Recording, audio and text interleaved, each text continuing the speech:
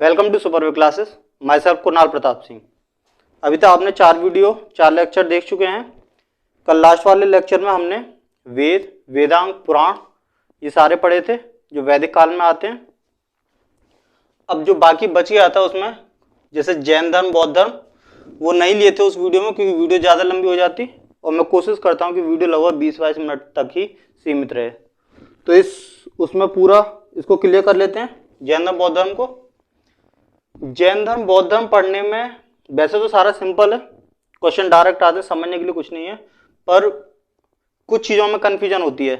जैसे ये सिद्धार्थ यहाँ भी है, सिद्धार्थ यहाँ भी है, ठीक है।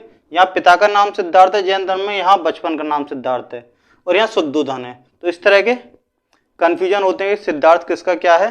और थोड़ा ये वर्ष है, अभी जो पेपर MTS के हो रहे हैं तो 15 तारीख से पहले 13-14 जून में, जुलाई 13-14 जून में, ठीक, उसमें ये क्वेश्चन अभी हाल के जो पेपर हो रहे हैं MTS उसमें ये भी पूछा गया था, ठीक है, 29 वर्ष का, कि बौद्ध धर्म में कितने उस पर उम्र छोड़ी। तो इसमें हम देखते हैं एक तरफ से स्थापना, तो जैन धर्म की स्थापना ऋषभदेव ने की थी और जो 24वें तीर्थंकर थे वो थे महावीर स्वामी। देखो स्थापना तो ऋषभदेव ने की थी, ठीक है, पर फेमस महावीर स्वामी है।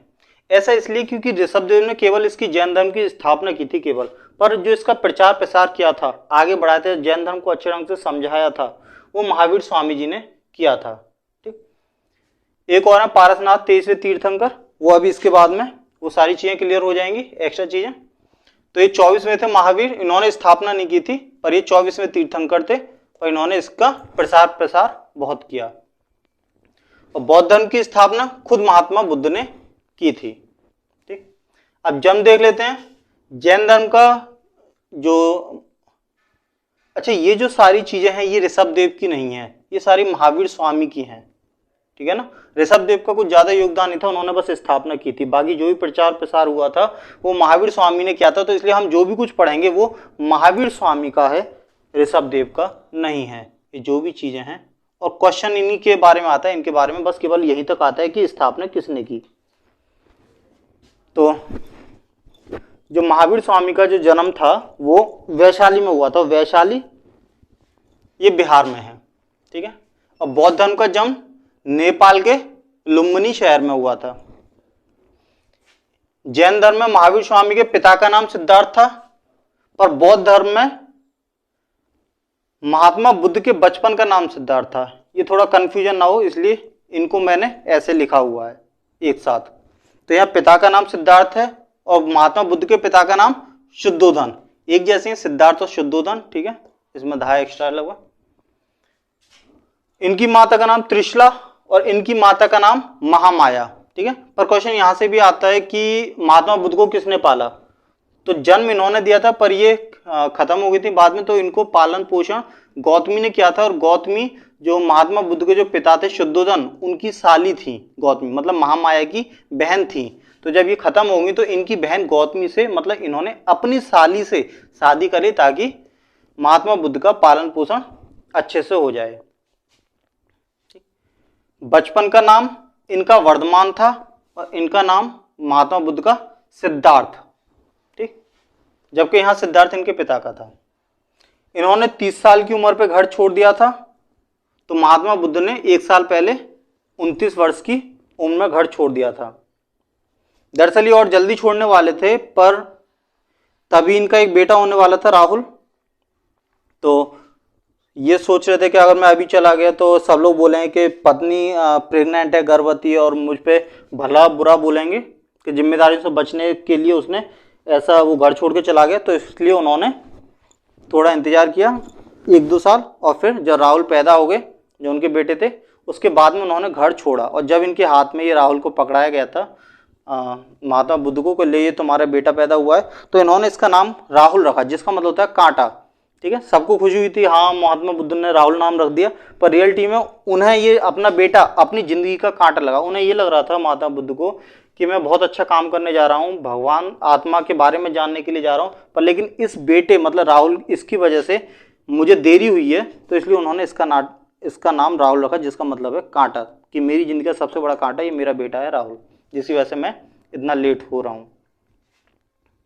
अच्छा, ये सिद्धार्थ महात्मा बुद्ध ये वही थे जो जिनके बारे में पहले घोषणा कर दी थी कि ये अपना घर बार सब छोड़ के राज त्याग देंगे और फिर मतलब ये एक साधु बनेंगे।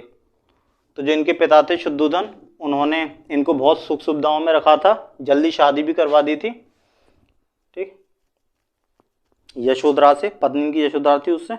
और पर लेकिन इनका मन लगा नहीं, एक बार ये ऐसी घोड़े पे जाने लगे सारथी चन्ना के साथ, तो रास्ते में जाते समय इन्होंने काफ़ी बीमार आदमी देखा था और उसके बाद में एक अर्थी देखी थी, ठीक, एक साधु वगैरह देखा था, तो उससे इनका मन काफ़ी विक्षिप्त हुआ और इन्होंने ये सारी चीज़ें छोड़ के और फिर अपना ज्ञान प्राप्ति के उसमें निकल गए।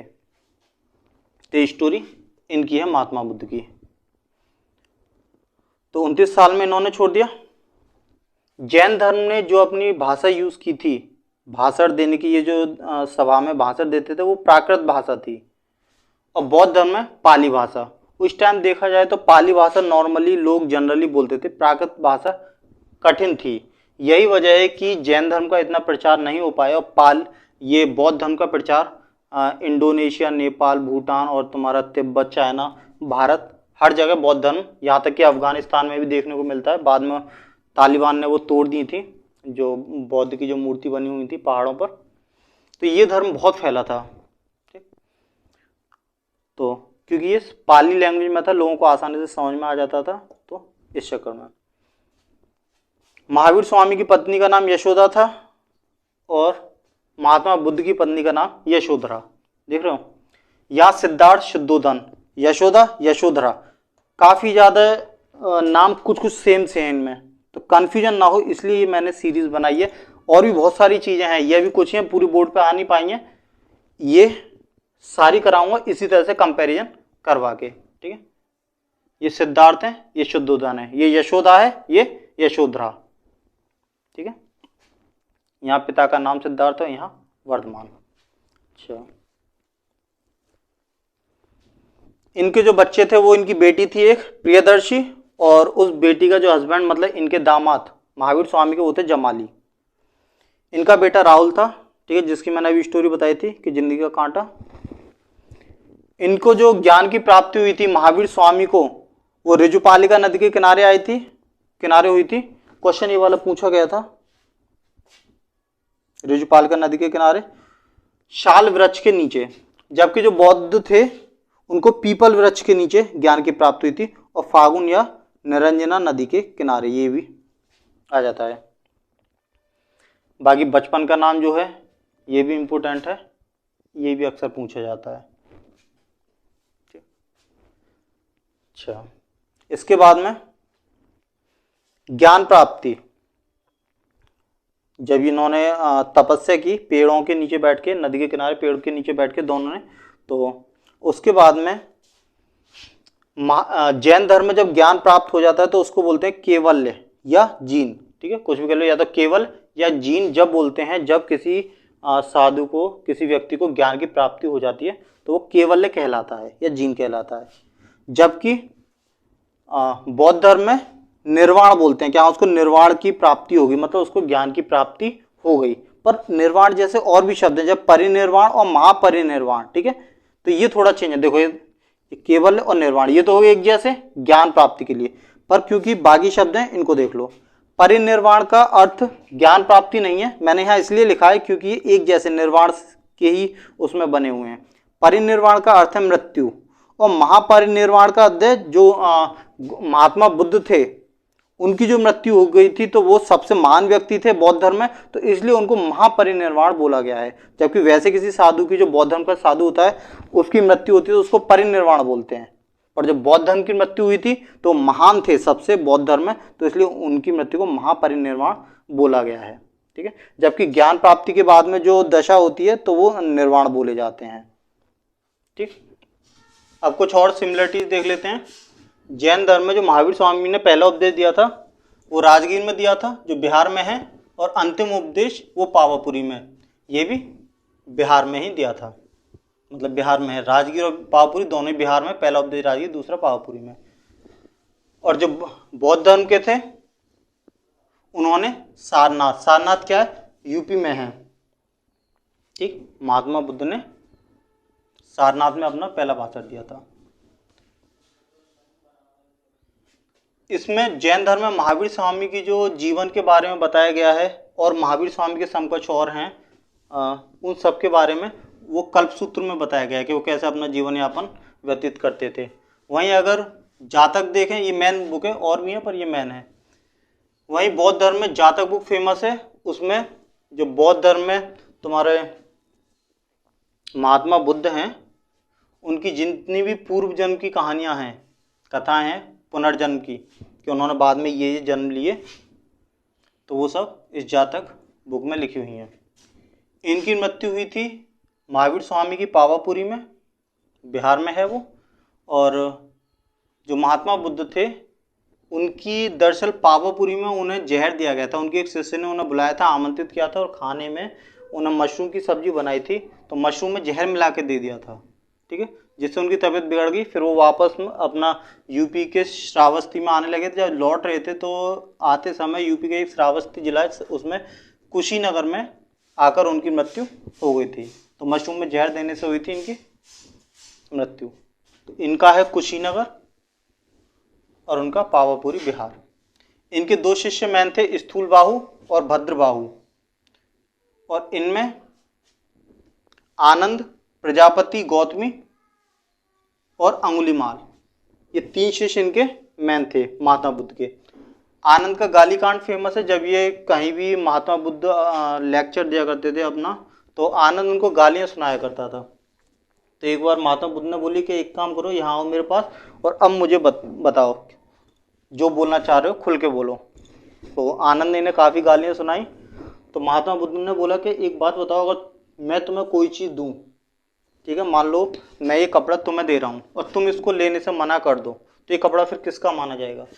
तो उसने बोला आनंद ने कि तुम्हारा खुद का, मतलब जो दे रहा है अगर सामने ले नहीं रहा तो वो देने वाले को वापस चला जाएगा।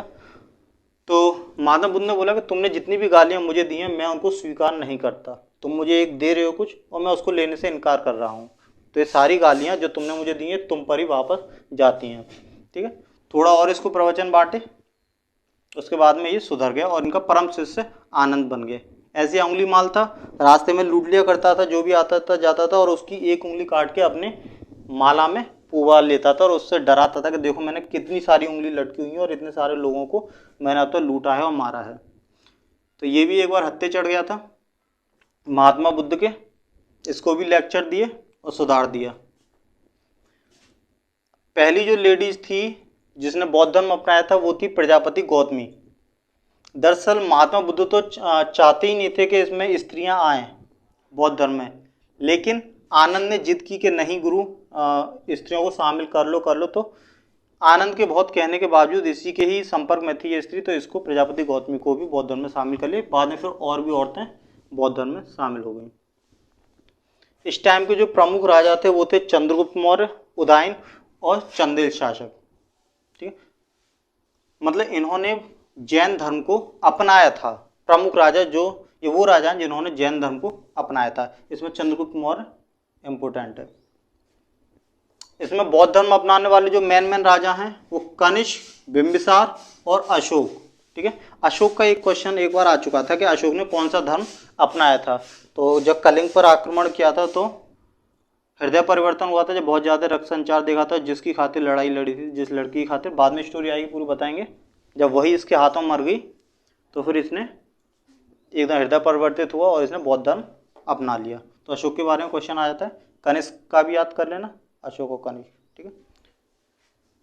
और भी थे पर ये मेन है जिनके ऊपर क्वेश्चन आते हैं। जैसे इसमें अशोक है, कनिष्क है, इसमें चंद्रगुप्त मौर्य है। इनके प्रकार देख लेते हैं।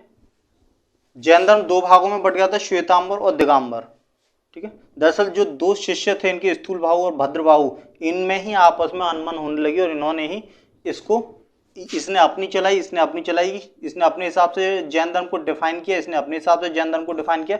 तो जैन धर्म दो प्रकार का हो गया, ठीक है। एक श्वेतांबर, एक दिगंबर। श्वेतांबर स्थूलबाहु ने बनाया था और दिगंबर भद्रबाहु ने। श्वेतांबर थोड़ा नम्र है और दिगंबर कठोर। कठोर का मतलब ये लोग डेली डेली अपना एक एक कौर खाने का जो कौर होता है उसको कम करते जाते हैं और एंड में ये मृत्यु को ही असली सत्य मानते हैं और बोलते हैं कि जिंदगी में कुछ नहीं रखा, तो ये एंड में अपना मृत्यु को गले लगाते हैं धीरे धीरे। प्लस ये लोग दिगंबर वाले कपड़े नहीं पहनते, बहुत कठोर जीवन जीते हैं, सुख सारे त्याग देते हैं। इस सीलभाऊ ऐसा नहीं है, ये श्वेतांबर इसमें कपड़े भी पहनते हैं और खासकर सफ़ेद कपड़े, और खाना पीना खाते हैं नॉर्मल। तो क्वेश्चन ये आ गया था एक बार कि निम्न में से किस में स्त्रियों को शामिल किया जाता है, तो श्वेतांबर है कि श्वेतांबर नम्र है, इसमें कपड़े भी पहने जाते हैं, तो इसलिए स्त्री इसमें ही आएंगी, इसमें नहीं आ सकती। ठीक है। उसके बाद में यहाँ ये हीनयान और महायान दो भागों में बट गया था। हीनयान जो है वो जो महात्मा बुद्ध थे उन्होंने जो मूल शिक्षा दी थी कि ये करना चाहिए, वो चीज़ें अभी उन शिक्षाओं का भी आगे वर्णन देखेंगे क्या क्या शिक्षाएं दी थी। उनकी मूल शिक्षा को जो मानते हैं वो हीनयान कहलाते हैं, और जो थोड़े बहुत उसमें मंत्र वगैरह जो मिक्सिंग हुई थी बाद में उसको मानते हैं वो महायान कहलाते हैं। जो चाइना में और जो और भी इंडोनेशिया वगैरह और भी बहुत सारे देश हैं यूरोप वगैरह में, वहाँ महायान ही ज़्यादा फैला है क्योंकि इसमें थोड़ा आडंबर ज़्यादा है और लोग सीधी सादी चीज़ों को पसंद नहीं करते जब तक उसमें मिर्च मसाला मिक्सअप ना हो। ठीक है। तो महायान ज़्यादा फैला है विदेशों में, चाइना वगैरह में हर जगह महायान ही है, हीनयान बहुत कम है क्योंकि बहुत सिंपल सिटी है, केवल मैन में शिक्षा जो महात्मा बुद्ध ने खुद दी थी। संगति देख लो। संगति क्या होती है, मरने के बाद में जितने भी जैन धर्म को मानने वाले होते हैं वो एक मीटिंग करते हैं आपस में, ठीक है, कैसे जैन धर्म को आगे बढ़ाया जाए। ठीक। और बुकें वगैरह जो भी रिलीज होती हैं वो संगति में होती हैं। तो इसकी दो संगति हुई हैं अभी तक, पहली पाटलिपुत्र में, दूसरा वल्लभी में। पाटलिपुत्र हुई थी 300 BC जो स्थूलबाहु ने कराई थी, और दूसरी वल्लभी में हुई थी जो कि गुजरात में पड़ता है, ये 600 ईस्वी में। ये BC है मतलब before Jesus Christ, birth of Jesus Christ, ये ईस्वी है मतलब उनके जन्म के 600 बाद में। तो क्वेश्चन एक बार ये आ गया था कि जो जैन धर्म है उसकी जो दो संगति हैं उनके बीच में कितना अंतर है, तो ये जन्म के 300 साल पहले और ये यहाँ पर 600 साल बाद में, तो दोनों में डिफरेंट कितना हो गया, टोटल 900 साल का अंतर रहा है। तो ये वाला क्वेश्चन एक बार आ गया था कि जैन धर्म की दोनों संगतियों के बीच में कितना समय लगा, तो वो 900 साल। अब बौद्ध धर्म की संगति देख लेते हैं। इसकी पहली हुई थी राजगीर, दूसरी वैशाली, तीसरी पाटलिपुत्र, तीनों बिहार में है। बस जो चौथी थी वो कश्मीर में हुई थी अलग, बाकी तीनों बिहार में। पहली हुई तो 483 BC में, ये 383 BC, ये 255 BC, पर ये ईस्वी है मतलब जब से सन चालू हुए 0 1 2 3, तो उस सन के सन 0072 में, अभी 2023 चल रही है पर ये सन 0072 में हुई थी। ठीक है। तो ठीक, पहली जो संगति हुई थी राजगीर में उसको अजातशत्रु ने करवाया था, दूसरी जो वैशाली में हुई थी 383 में BC में उसको कालाशोक ने, चौथी पाटलिपुत्र में 255 BC अशोक। ये वाला क्वेश्चन एक बार आया था अजातशत्रु का भी, ये दो पूछ चुके हैं। ठीक है, मतलब SSC इनमें से पूछ लेता है तो इस बार कनिष्क या इनका भी पूछ लेगा आराम से। क्वेश्चन यही आता है, ये तो इतना नहीं पूछता, ये पूछता है कि पहली संगति किसने करवाई थी, दूसरी संगति किसने करवाई थी, तीसरी संगति किसने करवाई थी, या पाटलिपुत्र में जो तीसरी संगति हुई थी वो किसने करवाई थी, तो वो सम्राट अशोक ने करवाई थी। और जो अंतिम वो थी संगति वो कुंडलवन जो कश्मीर में पड़ता है उसको कराया था कनिष्क ने। ठीक, अब देख लेते हैं थोड़ी सी चीजें और रह गई हैं। जैसे जैन धर्म में महावीर स्वामी ने जितने भी उपदेश दिए थे उन सभी उपदेशों की एक बुक बना दी है जिसमें उनके सारे उपदेश जो हैं वो सारे भाषण लिखे हुए हैं। उसका नाम दिया है 14 पूर्वा। 14 पूर्वा बुक में उन्होंने जितने भी अपनी ज़िंदगी में भाषण दिए हैं वो सारी भाषण मैन सबको इसमें लिखा हुआ है। बौद्ध धर्म में महात्मा बुद्ध ने जितने भी उपदेश दिए थे वो सारे उपदेशों का संकलन त्रिपिटक में मिलता है, इसमें उनके सारे उपदेश लिखे हुए हैं। ठीक, तो यहाँ तक तो थी सिमिलरिटीज जो जैन और बौद्ध में, उसके पिता उसके पिता, उसके माता उसके माता, उसका बचपन इसका बचपन। ठीक है, अब है कुछ अलग, जो इनकी चीज़ें अलग हैं इनकी अलग हैं, उनकी सिमिलरिटीज नहीं बन पाई है तो वो अलग से देख लेते हैं। इसमें क्या एक्स्ट्रा रह गया है अभी तक जो नहीं पढ़ा है, कि इसमें जो 23वें तीर्थंकर थे वो थे पारसनाथ, ठीक है। महावीर स्वामी 24वें थे और जो जैन धर्म की स्थापना की थी वो ऋषभदेव ने की थी। और 23वें तीर्थंकर ये पूछ लेता है पारसनाथ, आया भी है क्वेश्चन ये वाला, ठीक है, क्योंकि इम्पोर्टेंट है, इन्होंने भी काफी रोल निभाया था, ठीक है। 23वें तीर्थंकर पारसनाथ। एक चीज और इसके बाद में कि एक बार मगध क्या है, बिहार का एक एरिया पहले मगध बोला जाता था, उसमें अकाल पड़ गया था, ठीक है। तो अकाल पड़ने के बाद में जो भद्रबाहु थे, जो भद्रबाहु के अनुयायी थे, वो दक्षिण भारत में चले गए और जो श्वेतांबर थे स्थूलबाहु के, वो वहीं डटे रहे, ठीक। अब इसका देख लेते हैं जो जो चीजें बच गई हैं बौद्ध धर्म की, जो सिमिलरिटीज में नहीं आ पाई। एक चीज फेमस है कि इनका जो जन्म हुआ था, ज्ञान की प्राप्ति हुई थी और मृत्यु, तीनों चीजें बैसाख पूर्णिमा के दिन हुए थे, ठीक है। काफी अच्छा संयोग है, किसी की जन्म और मृत्यु अगर दोनों एक ही दिन हो तो वो ही संयोग माना जाता है। यहाँ तो इनको ज्ञान की प्राप्ति भी बैसाख पूर्णिमा के दिन हुई थी। इसके बाद में जो इनका हृदय परिवर्तन हुआ था, सारी सुख चैन इनको दिए जा रहे थे, ठीक। तो एक दिन ये अपने महल से निकल गए थे, तो इन्होंने जो 4 दृश्य देखे, पूरी स्टोरी पता होगी आपको, ठीक है, इसलिए ज्यादा बताने का मन भी नहीं करता। ये लगता है कि आप लोगों का टाइम वेस्ट होगा और मैं ज्यादा डिटेल में इन चीजों को बताऊंगा, ये बचपन से ही स्कूलों में पढ़ी होंगी, टीचर्स ने बताई होंगी, घर वालों ने बताई होंगी, ठीक है। तो इसलिए मैं मेन चीजें ही बताता हूँ कि हाँ ये चीज है, ज्यादा टाइम वेस्ट कोर्स करने की नहीं करता। तो जो घोड़ा था इनका जिस पर गए थे वो कृंतक था, सारथी जो था जो चन्ना था, जिसने इन सारी चीजों को एक्सप्लेन किया था। और जो इन्होंने 4 दृश्य देखे थे जिनको देख के उनका हृदय परिवर्तित हुआ था, वो पहला था बूढ़ा आदमी, दूसरा बीमार आदमी, तीसरा अर्थी और चौथा साधु। इनको इतनी ज्यादा सहूलियत दी गई थी कि इनको पता ही नहीं है कि हर आदमी को बूढ़ा होना है, हर आदमी कभी ना कभी बीमार होता है, मरता है तो वो ऐसे अर्थी पर जाता है, ठीक। और ये सब चीजें चन्ना ने, जो सारथी था एक बहुत निम्न लेवल का कर्मचारी, वो उनको एक्सप्लेन करा इन चीज़ों को। और वो राजा के लड़के होके इनको इन चीज़ों का मतलब नहीं पता था, क्योंकि उन्होंने कभी उनके पिता ने कभी दुख दर्द दिए ही नहीं। भविष्यवाणी कर दी थी ना कि ये एक दिन साधु बनेगा, तो उनके पिता ने जल्दी से शादी करवा दी और उनको कोई भी दुख दर्द देखने नहीं दिए।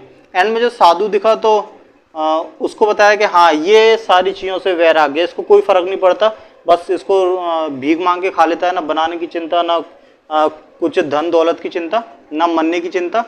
तो इनको लगा कि यार इन सबसे बढ़िया तो ये साधु है, मैं भी आज से साधु बनूंगा, ठीक है। फिर इन्होंने अपना सब कुछ त्याग दिया। घर है सब कुछ एकदम तो नहीं त्यागा, तो मैंने बताया था वो इनका बेटा होने वाला था, तो इन्होंने सोचा कि अभी नहीं छोड़ते हैं वरना फिर लोग बोलेंगे कि मतलब बच्चे को इस हालत में छोड़ के जा रहे हैं। तो हो गया था, उसका नाम फिर राहुल रखा था, मतलब कांटा। और फिर उसके कुछ साल बाद में तब इन्होंने घर छोड़ा था और साधु बन गए थे।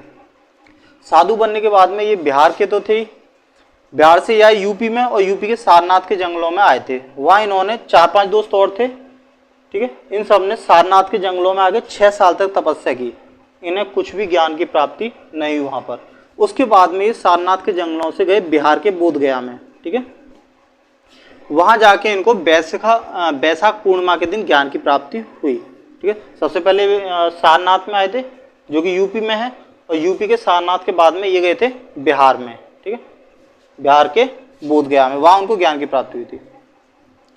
फिर वहाँ जब इनको ज्ञान की प्राप्ति हुई थी, फिर ये वापस आए बोधगया से सारनाथ में, और वहाँ आकर इन्होंने देखा जो 4-5 शिष्य थे जिनके साथ ही आए थे यहाँ पर, वो अभी भी तपस्या में लीन है, उनको भी कोई ज्ञान की प्राप्ति अभी तक नहीं हुई। तो इन्होंने आगे सबसे पहले जो 4-5 दोस्त थे सारनाथ में बैठे हुए थे, उन्हीं को आगे बोला कि भगवान ऐसा कोई वो नहीं है, फालतू की मोह माया पढ़ो मत, शुभ कर्म ही धर्म है। और उन 4-5 दोस्तों को ही जो भी इनको महसूस हुआ, इन्होंने आत्मचिंतन किया, जो तपस्या की, वो सब आगे इन्हीं को अपना पहला भाषण लेक्चर दे डाला। तो इसलिए बोलते हैं कि जो महात्मा बुद्ध उन्होंने पहला भाषण कहाँ दिया, तो वो सारनाथ में दिया था। सारनाथ में जो 4-5 दोस्त थे उन्हीं को ही सारी बातें इन्होंने बता डाली। अच्छा, इन्होंने शिक्षाएं क्या क्या दी थी? 4 आर्य सत्य थे, ठीक है। वो आर्य सत्य तो पूछे नहीं जाते, बस इतना ही है 4 आर्य सत्य। वो कौन से? जैसे संसार दुखों से भरा हुआ है, हर दुख के पीछे किसी न किसी इच्छा, कोई ना कोई इच्छा होती है, ठीक। इस तरह से अच्छी वो जो 4 बातें थी वो बताई थी। 8 अष्टांगिक मार्ग थे जो इन दुखों से निकलने के जो मार्ग थे, रास्ते थे। त्रिरत्न उन्होंने बोला था अगर इन सारी चीज़ों से मोह माया से दूर होना है तो इन त्रिरत्न अपनाओ। मतलब या तो खुद बुद्ध की शरण में चले जाओ, या जो संघ है, जो साधु होते हैं, साधुओं के जो गुट होता है संघ, उसमें चले जाओ, उसको ज्वाइन कर लो, वरना तो धम्म को अपनाओ। धम्म क्या होता है? जितनी भी किताबें होती हैं जिसमें महात्मा बुद्ध के लेक्चर वगैरह हैं और जितनी भी इन्होंने ये सारी चीज़ें जिसमें बताई हैं, ये 4 आर्य अष्टांगी मार्ग वगैरह, उन सारी चीज़ों को जहाँ लिखी हुई हैं उन सारी किताबों को पढ़ डालो और उसमें जैसे लिखा है वैसे अपनाओ। या तो बुद्ध को ज्वाइन करो, खुद बुद्ध की शरण में चले जाओ, वरना तो संघ अपना लो, या फिर जो किताबें हैं उन सबको पढ़ो और उनको जैसा लिखा है वैसे अपनी ज़िंदगी में उसको अमल करो, तो तुम मोक्ष की प्राप्ति कर सकते हो। अच्छा, इन्होंने शिक्षा ली थी अलार कलाम और रुद्र कलाम से, तो वो देख लेते हैं। अलार कलाम जो गुरु थे उनसे इन्होंने सांख्य दर्शन की शिक्षा ली थी, सांख्य दर्शन जो मैथ से संबंधित है, ठीक। और रुद्र कलाम से योग दर्शन की शिक्षा ली थी। योग दर्शन मतलब कैसे योगा करते हैं, ठीक, जो बैठ के तपस्या करते हैं, तो उसमें एक विशेष पोजीशन होती है, बैठना, वरना इतना आसान नहीं होता कि सालों साल बैठे रहो और चिंतन कर रहो। अगर यह आता है कि सांख्य दर्शन की शिक्षा महात्मा बुद्ध ने किससे ली, तो अलार कलाम से। पर अगर ये पूछे कि सांख्य दर्शन किसने लिखा, तो वो थे कपिल।